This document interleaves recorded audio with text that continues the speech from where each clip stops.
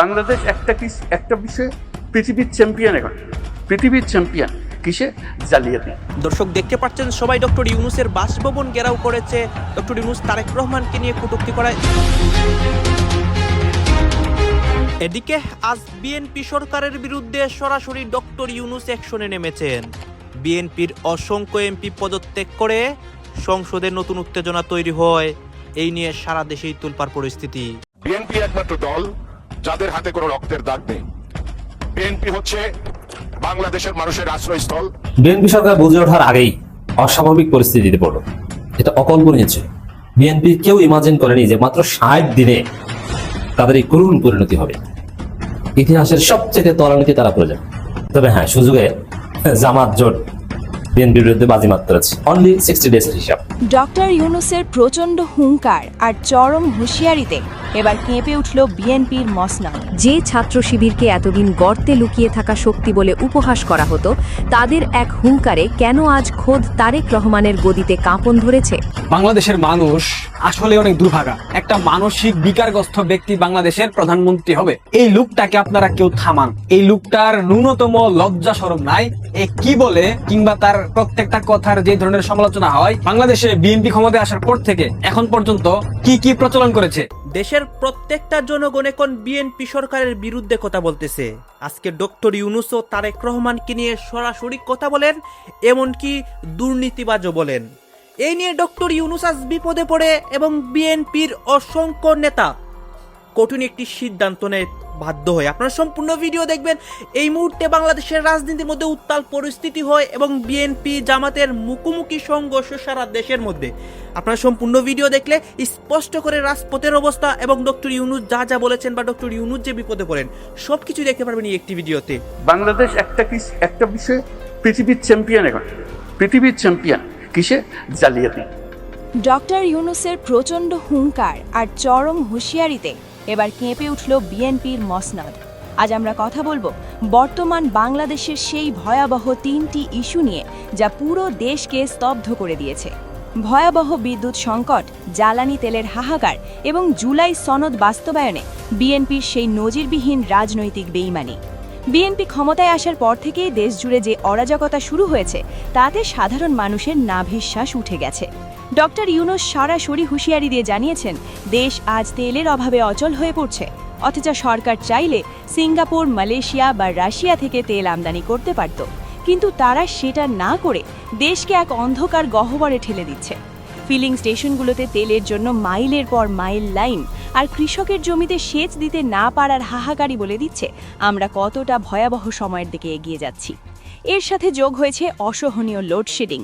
ঢাকা ছাড়া গ্রামগঞ্জ ও জেলা শহরগুলোতে বিদ্যুৎ যেন এখন সোনার হরিণ। সারাদিন হাড় ভাঙা খাটুনি শেষে সাধারণ মানুষ যখন রাতে একটু শান্তিতে ঘুমাতে চায়, তখন তীব্র গরমে লোডশেডিং তাদের জীবনকে বিষিয়ে তুলছে। ডক্টর ইউনূস স্পষ্ট অভিযোগ তুলেছেন যে বিদ্যুতের বিলের নাম করে ব্যাংক থেকে লক্ষ লক্ষ কোটি টাকা ঋণ নিয়ে বিদেশে পাচার করা হচ্ছে। এই অপরাধের বিরুদ্ধে তিনি ইতিমধ্যে জাতিসংঘে আলটিমেটাম দিয়েছেন। সবচাইতে বড় বিস্ফোরণটি ঘটেছে গণভোট বাস্তবায়ন নিয়ে বিএনপির পোল্টিবাজিতে। নির্বাচনের আগে বিএনপি বলেছিল তারা জুলাই সনদ বাস্তবায়ন করবে এবং 12ই ফেব্রুয়ারি যখন গণভোট হলো তখন তারা ছিল সবচাইতে সোচ্চার। মির্জা ফখরুল সাহেব তখন বলেছিলেন যে তারা এই সনদে বাস্তবায়ন চান এবং তারেক রহমান নিজের শহীদদের দোহাই দিয়ে সবাইকে হ্যাঁ ভোট দেওয়ার অনুরোধ করেছিলেন। 12ই ফেব্রুয়ারি তারেক রহমান নিজে যখন ভোট দিলেন তখন তার মুখে ছিল জনগণের অধিকারের বুলি। গণভোটের ফলাফলে দেখা গেল 68.59% মানুষ হ্যাঁ বলেছে, কিন্তু ক্ষমতা হাতে আসতেই বিএনপির সুর বদলে গেল। 17ই ফেব্রুয়ারি হঠাৎ করেই সালাউদ্দিন আহমেদ দাবি করলেন যে সংবিধানে নাকি এই শপথের কোনো নিয়মই নেই। গত 14 মার্চ সংসদে দাঁড়িয়ে তারা আরও স্পষ্ট করে বলল যে সংবিধানে নাকি গণভোটের বিধানই নেই এবং এই রায় মানতে তারা বাধ্য নয়। প্রশ্ন হলো, এই আইনি যুক্তিগুলো কি নির্বাচনের আগে ছিল না, যখন তারেক রহমান নিজে গিয়ে উৎসাহের সাথে ভোট দিয়েছিলেন? আসলে তখন ক্ষমতা পাওয়ার জন্য তাদের জনগণের আবেগ ব্যবহারের প্রয়োজন ছিল। ডক্টর ইউনূস বিএনপির এই রাজনৈতিক বেইমানিতে অত্যন্ত ক্ষুব্ধ এবং মর্মাহত। তিনি প্রকাশ্যে হয়তো ভদ্রতা বজায় রাখছেন, কিন্তু তার সাম্প্রতিক প্রতিটি বক্তব্যে স্পষ্ট যে তিনি এই আচরণকে জাতীয় বেইমানি হিসেবেই দেখছেন। যারা নির্বাচনের আগে এক কথা বলে এবং নির্বাচনের পর ক্ষমতার মোহে অন্য কথা বলে, তাদের নৈতিক ভিত্তি বলে কিছু থাকে না। ডক্টর ইউনূসের মতে এটি শুধু রাজনৈতিক চাল নয়, বরং এটি তার সাথে এবং পুরো জাতির সাথে এক বিশাল বিশ্বাসঘাতকতা। আজ জামায়াতে ইসলামী থেকে শুরু করে 11 দলীয় জোট সবাই এক বাক্যে বলছে যে বিএনপি জনগণের বিশ্বাসের অমর্যাদা করেছে। আসলে বিএনপি চায় না জুলাই সনদের মাধ্যমে প্রধানমন্ত্রী ক্ষমতা কমুক বা বিচার বিভাগ স্বাধীন হোক। তারা চায় সব ক্ষমতা নিজেদের হাতে কুক্ষিগত করে রাখতে। তেলের সংকট, বিদ্যুতের হাহাকার আর জনগণের রায়ের সাথে এই প্রতারণা সব মিলে বিএনপি সরকার আজ এক বড় নৈতিক সংকটে পড়েছে। রাজনীতিতে একবার গণবিচ্ছিন্ন হয়ে পড়লে ফেরাটা যে কতটা কঠিন তা বিএনপি হয়তো খুব দ্রুতই বুঝতে পারবে। ডক্টর ইউনূস ইতিমধ্যে আন্তর্জাতিক মহলে বর্তমান সরকারের এই দ্বিচারিতার কথা জানিয়েছেন, যা বিএনপির জন্য একটি বড় কূটনৈতিক পরাজয় হতে পারে। জনগণ দেখছে কিভাবে তাদের ভোটের পবিত্রতাকে অপব্যবহার করে এখন সংবিধানের দোহাই দেওয়া হচ্ছে। যদি এই অবস্থা চলতে থাকে তাহলে সাধারণ মানুষ রাজপথে নামতে দেরি করবে না, কারণ পেটে ক্ষুধা আর ঘরে অন্ধকার নিয়ে কেউ বেইমানি সহ্য করে না। জুলাই বিপ্লবের শহীদদের রক্তের উপর দাঁড়িয়ে যারা গড়ি দখল করেছেন, তারা যদি জনগণের রায়কে এভাবে বৃদ্ধাঙ্গুলি দেখান, তবে ইতিহাসের পাতায় তাদের নাম কলঙ্কিত হয়েই থাকবে। বাংলাদেশের মানুষ আসলে অনেক দুর্ভাগা না হলে কেন 5 আগস্ট বাংলাদেশে ঘটবে? কেনই বা একটা ক্লাউন, একটা জোকার, একটা প্রতিবন্ধী, একটা অসুস্থ, একটা মানসিক বিকারগ্রস্ত ব্যক্তি বাংলাদেশের প্রধানমন্ত্রী হবে? এই লোকটাকে আপনারা কেউ থামান। এই লোকটার ন্যূনতম লজ্জা শরম নাই।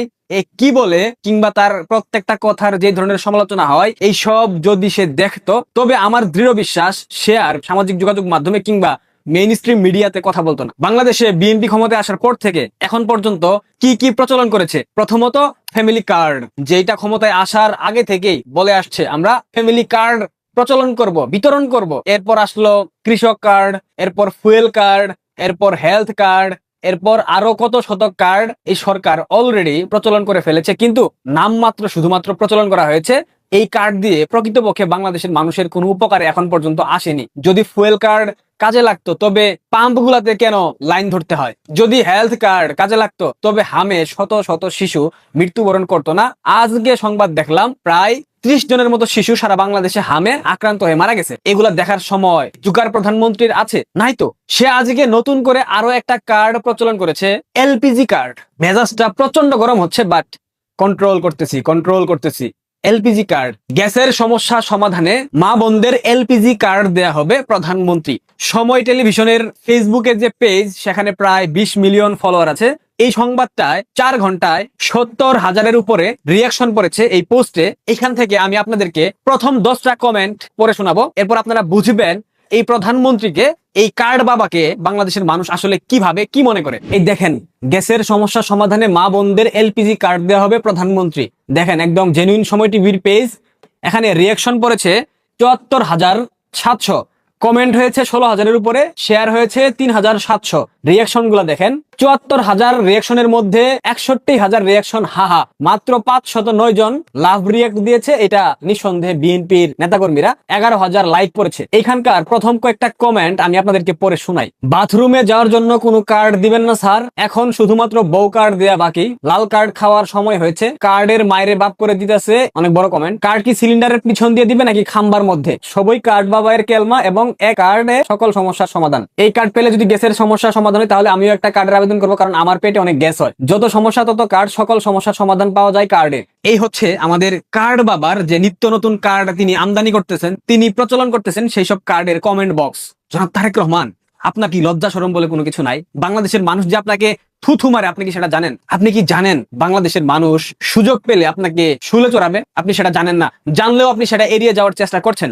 এই যে কার্ড দিচ্ছেন, এই কার্ড দেওয়ার পর বাংলাদেশের মানুষের যদি ন্যূনতম উপকার হতো, মানুষ যদি উপকৃত হতো, তবে এই কার্ডটাকে গ্রহণ করতো। কিন্তু এই কার্ড তো শুধুমাত্র লোক দেখানো।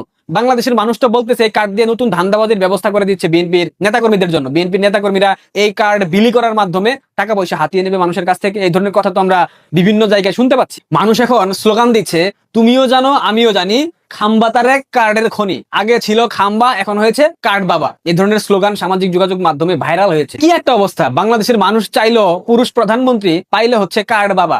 বিএনপির অবস্থা যে 12টা বেজে গেছে, এটা সরকার টের পেয়েছে। সরকার প্রচন্ড ভয় পেয়েছে। বিশেষ করে জামাতের উপর হামলা করে শিবিরের সাথে পায়ে পড়ে লাগতে যে বিএনপির অবস্থাতে সত্যিকার অর্থেই 12টা বেজে গেছে। এতে প্রচন্ড ভয় পেয়েছে বিএনপি সরকার। এখন তাদের জামাতের চাপে পড়ে তাদের টনক নড়েছে। জামাত এমপির উপর হামলা করায় অনেককে গ্রেপ্তার করা হয়েছে। আবার বিএনপির হাইকমান্ড নড়ে চড়ে বসেছে যে না, শিবিরের সাথে এরকম ঝামেলা বাঁধানো যাবে না, এতে তাদের আম ছালা সব যাবে।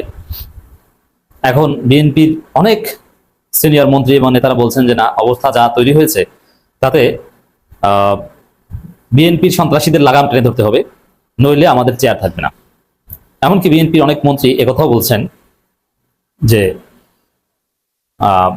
আমাদেরকে প্রয়োজনে অপারেশন ক্লিন হার্ট 2 চালাতে হবে, কারণ এই ক্রিস নিয়ে যারা ছাত্র দলের নেতৃত্বে আছে, রামদা ক্রিস নিয়ে যারা মারামারি করতে নামে এবং যারা শিবিরকে প্রকাশ্যে হত্যার কথা বলে, এরাই বিএনপিকে ডুবাবে। এদের কারণে এক পর্যায়ে দেখবে যে বিএনপি সরকার নাই, হঠাৎ ঘুম থেকে উঠতে দেখবে যে বিএনপি সরকার নাই। তো এই জন্য এদেরকে ক্রসফায়ার দেওয়ার কথাও বলা হচ্ছে যে বিএনপি যদি তাদের মধ্যকার এই ক্রিস সন্ত্রাসী এদেরকে যদি অপারেশন ক্লিন হার্ট চালিয়ে ক্রসফায়ার দিতে না পারে, তাহলে বিএনপি সরকার টিকতে পারবে না। তো দর্শক, কারণ ওই ক্রিস নিয়ে রামদা নিয়ে রাজপথে নেমে এবং ছাত্র দলের মূর্খগুলো সাংবাদিকদের গুপ্ত ট্যাগ দিয়ে পিটিয়ে তাদের কানের পর্দা ফাটিয়ে দেয়, যে অবস্থা তৈরি হয়েছে, তাতে বিএনপি সরকার 12টা বেজে গেছে। বিএনপি সরকার একটা নরবরে ধঞ্চা সরকার, তাদের পতন 1-2 ব্যাপার। কিন্তু জামাত তাদের পতন এখনো ঘটায়নি বা ঘটাবে না। এর কারণ হচ্ছে যে এখানে বিএনপির বিরুদ্ধে এখন যারা বিএনপিকে ক্ষমতা এনেছে, ভারত আমেরিকা, তারাই লেগেছে, যার ফলে বিএনপি সরকার পতন হলে যে জামাত এনসিপি ক্ষমতা আসবে, বিষয়টা সেরকমও না। তবে একটা বিষয় আমি বলি, লিখে রাখেন, এই বিএনপি সরকার কিছুতেই 5 বছর মেয়াদ পূর্ণ করতে পারবে না। পারবে যদি জামাতকে নিয়ে জাতীয় সরকার গঠন করে এবং ইতিহাসের নিকৃষ্টতম প্রধানমন্ত্রী হিসেবে আখ্যায়িত হবেন তারেক জিয়া। তার যে ব্যক্তিত্ব, তার যে যোগ্যতা, এত অযোগ্য, এত লো ব্যক্তিত্ব সম্পন্ন কোন নেতা বাংলাদেশের ইতিহাসে প্রধানমন্ত্রী হয়েছে আপনি দেখাতে পারবেন না। খালেদা জিয়া, শেখ হাসিনার যে ব্যক্তিত্ব ছিল, যে গাঢ় ছিল, তার 100 ভাগে 1 ভাগও তারেক জিয়ার নাই। তারেক জিয়া বাচ্চাদের মতো কথাবার্তা বলেন, তিনি নিজে বলেন যে গুপ্ত। রাত 3টা, পুরো ঢাকা যখন গভীর ঘুমে আচ্ছন্ন, তখন ঢাকা বিশ্ববিদ্যালয়ের রাজপথ কাঁপছে হাজারো তরুণের বজ্রকণ্ঠে। যে ছাত্র শিবিরকে এতদিন গর্তে লুকিয়ে থাকা শক্তি বলে উপহাস করা হতো, তাদের এক হুঙ্কারে কেন আজ খোদ তারেক রহমানের গদিতে কাঁপন ধরেছে? ধানমন্ডি থানার ভেতর 12 ঘন্টার সেই রুদ্ধশ্বাস নাটকের আড়ালে কোন ভয়ঙ্কর ব্লুপ্রিন্ট আঁকা হয়েছিল? জাইমা রহমানকে নিয়ে তৈরি করা এআই বা কৃত্রিম বুদ্ধিমত্তার সেই নোংরা ভিডিওর আসল কারিগর কারা? ছাত্র রাজনীতির তাসের ঘর কি তবে এক রাতেই ধসে পড়ল? সত্যের শেষ সীমানা পর্যন্ত যেতে আজ আমরা উন্মোচন করছি ক্ষমতার অন্দরমহলের সেই সব গোপন নথিপত্র। চোখ রাখুন স্ক্রিনে। দশকের পর দশক ধরে ঢাকা বিশ্ববিদ্যালয়ে ছিল এক অঘোষিত ভয়ের সাম্রাজ্য, গেস্ট রুম কালচার আর গায়ের জোরের রাজনীতি, যেখানে সাধারণ শিক্ষার্থীদের মেরুদণ্ড ভেঙে দেওয়ার কারখানায় পরিণত হয়েছিল। সেখানে হুট করেই যেন মহাপ্রলয় ঘটে গেল। বছরের পর বছর যারা ক্যাম্পাসকে নিজেদের পকেটে পুরে রেখেছিল, যারা ভেবেছিল পেশি শক্তি শেষ কথা, তাদের চোখে এখন কেবলই অন্ধকার। গভীর রাতে যখন হাজার হাজার সাধারণ শিক্ষার্থী ঘর ছেড়ে রাজপথে নেমে এলো, তখন একটি ধ্রুব সত্য দিনের আলোর মতো স্পষ্ট হয়ে গেল। বাংলাদেশের ছাত্র রাজনীতির ব্যাকরণ বদলে গেছে। এতদিন যে শক্তিকে কোনো ঠাসা করে রাখা হয়েছিল, তাদের এই আকস্মিক ও সুশৃঙ্খল উপস্থিতি রাজনৈতিক বিশ্লেষকদের কপালে চিন্তার ভাঁজ ফেলে দিয়েছে। এটি কেবল একটি মিছিল ছিল না, এটি ছিল গত 15 বছরের পুঞ্জীভূত ক্ষোভের এক আগ্নেয়গিরি। পুরো ঘটনার কেন্দ্রবিন্দু কিন্তু নীলক্ষেত বা টিএসসি ছিল না, সূত্রপাত হয়েছিল ধানমন্ডি থানার সেই 4 দেয়ালের ভেতরে। ডাকসু ভিপি এবং বর্তমান ছাত্র নেতাদের ওপর আকস্মিক হামলার পর পরিস্থিতি মোড় নেয় এক শ্বাসরুদ্ধকর ড্রামায়। সেখানে টানা 12 ঘন্টা আটক রাখা হয় শিবিরের এক শীর্ষ নেতাকে। তদন্ত বলছে এই দীর্ঘ আটকের উদ্দেশ্য কেবল আইনি প্রক্রিয়া ছিল না, বরং এর পেছনে ছিল এক মনস্তাত্ত্বিক যুদ্ধ বা সাইকোলজিক্যাল গেম। উদ্দেশ্য ছিল পরিষ্কার, মানসিক চাপ সৃষ্টি করে নেতৃত্বকে কাবু করা এবং পুরো ছাত্র সমাজকে একটি কড়া বার্তা দেওয়া। কিন্তু পর্দার আড়ালে তখন ভিন্ন এক ষড়যন্ত্রের জাল বোনা হচ্ছিল। ডিজিটাল প্ল্যাটফর্মকে ঢাল হিসেবে ব্যবহার করে প্রতিপক্ষকে চিরতরে নিশ্চিহ্ন করার এক নীল নকশা তৈরি করেছিলেন পর্দার আড়ালের কুশীলবেরা। যখন ধানমন্ডি থানার সামনে উত্তেজনা তুঙ্গে, ঠিক তখনই ইন্টারনেটের অন্ধকার গলি থেকে বেরিয়ে আসে এক নোংরা অস্ত্র। আধুনিক প্রযুক্তির এআই বা ডিপ ফেক প্রযুক্তি ব্যবহার করে জাইমা রহমান নামে ছড়িয়ে দেওয়া হয় অত্যন্ত কুরুচিপূর্ণ ও বিভ্রান্তিকর কিছু ভিডিও। আমাদের অনুসন্ধানে বেরিয়ে এসেছে, এই নোংরা খেলার মূল লক্ষ্য ছিল দ্বিমুখী। প্রথমত, সাধারণ মানুষের সহানুভূতি আদায় করা এবং দ্বিতীয়ত, এই পুরো অপকর্মের দায়ভার অত্যন্ত সুকৌশলে ছাত্র শিবিরের কাঁধে চাপিয়ে দেওয়া। ষড়যন্ত্রকারীরা ভেবেছিল এই ফাঁদে পা দিয়ে শিবির জনসমক্ষে খলনায়ক হিসেবে চিহ্নিত হবে। কিন্তু তারা একটি হিসেব মেলাতে ভুল করেছিল। 2026 সালের এই নতুন প্রজন্মের শিক্ষার্থীরা প্রযুক্তির অপব্যবহার ধরতে এতটাই দক্ষ যে কয়েক ঘন্টার মধ্যেই ষড়যন্ত্রের মুখোশ উন্মোচিত হয়ে যায়। দর্শক, আপনারা তো দেখলেন এখানে কি কথা হচ্ছে। অনেকেই কিন্তু অনেক কথা বলতেছে, অনেকে আলোচনা করতেছে, অনেকে সমালোচনা করতেছে দেশের বিভিন্ন অবস্থা এবং পরিস্থিতি নিয়ে। বিশেষ করে এখানে আমরা দেখতে পাচ্ছি দেশের রাজনীতির প্রেক্ষাপট নিয়ে কথা হয়, আর অনেক বিষয় নিয়ে কথা হয়। বিশেষ করে ডক্টর ইউনূসের যে একটা সিদ্ধান্ত নেন বা কথা বলেন, অন্যদিকে দেশের রাজনীতির মধ্যে বিএনপি সরকারের বিরুদ্ধে অনেকেই কথা বলতেছে। এই বিষয়গুলো দেখে এবং দেশের রাজনীতির প্রেক্ষাপটগুলো নিয়ে আপনার মন্তব্য কি? আপনার গুরুত্বপূর্ণ মন্তব্যটা অবশ্যই আপনারা আমাদের কমেন্ট বক্সে লিখে যাবেন। সর্বশেষ আপনাদের কাছে আমাদেরকে রিকোয়েস্ট থাকবে, আপনারা আমাদের চ্যানেলের দর্শক হয়ে থাকলে চ্যানেলটি সাবস্ক্রাইব করবেন এবং পাশে থাকা বেল বাটনটিও যাবেন, যাতে করে নেক্সট ভিডিওটা সবার আগে আপনাদের কাছে পৌঁছে যায়। ধন্যবাদ।